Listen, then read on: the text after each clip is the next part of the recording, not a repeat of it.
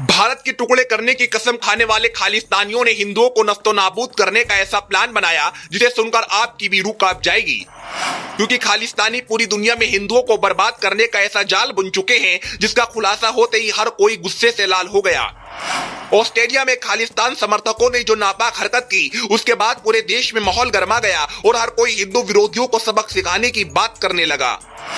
पूरी दुनिया में हिंदुओं को किस तरह से निशाना बनाया जा रहा है और भारत के बंटवारे को लेकर किस तरह की मुहिम चलाई जा रही है, बस 2 मिनट की रिपोर्ट आपकी आंख खोल देगी।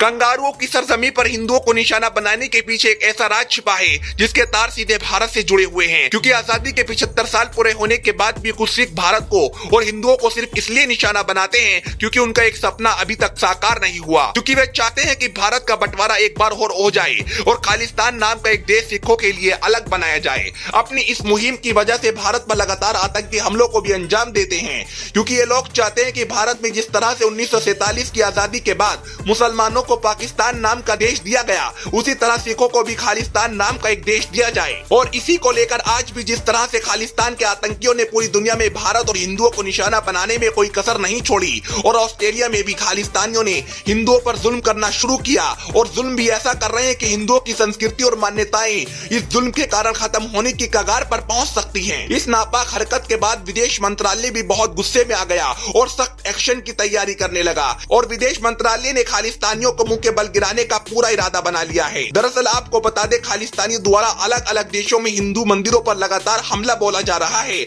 और ऑस्ट्रेलिया में तो कई बार खालिस्तानी इस तरह की हरकत को अंजाम दे चुके हैं, लेकिन इस बार हद तब पार हो गई जब बैक टू बैक हिंदू मंदिरों पर हमला किया गया और ऑस्ट्रेलिया सरकार पूरी बैकफुट पर आ चुकी है, क्योंकि शनिवार को ऑस्ट्रेलिया के ब्रिस्बेन में लक्ष्मी नारायण मंदिर में जिस तरह से तोड़फोड़ की गई और हिंदुओं को अल्टीमेट दिया गया, या तो ऑस्ट्रेलिया को छोड़ दो वरना एक एक हिंदुओं को बर्बाद कर दिया जाएगा। इससे पहले भी लगातार ऑस्ट्रेलिया में भारत विरोधी और हिंदू विरोधी षड्यंत्र रचा जा चुका है।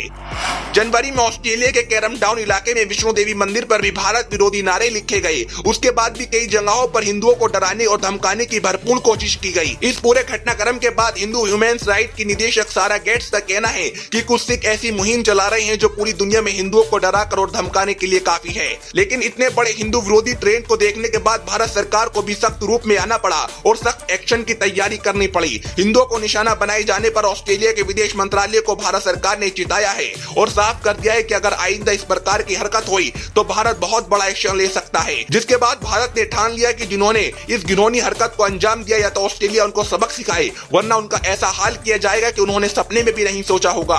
खालिस्तान की आवाज उठते ही भारत सबक सिखाने को पूरी तरह तैयार हो जाता है, क्योंकि भारत अपनी 1 इंच जमीन भी अब किसी को देने वाला नहीं है। अभी फिलहाल इस पूरे घटनाक्रम को लेकर विदेश मंत्रालय ने ऑस्ट्रेलिया को रिपोर्ट सौंप दी है और जवाब भी मांगा है। कार्रवाई को लेकर क्या एक्शन लिया गया, इस पर भी मंथन किया गया। अब देखने वाली बात ये होगी कि भारत का अगला कदम क्या होगा। क्या इसी तरह पूरी दुनिया में हिंदुओं को निशाना बनाया जाएगा? क्या भारत सरकार का एक सख्त एक्शन खालिस्तानियों पर लगाम लगाने के लिए काफी रहेगा?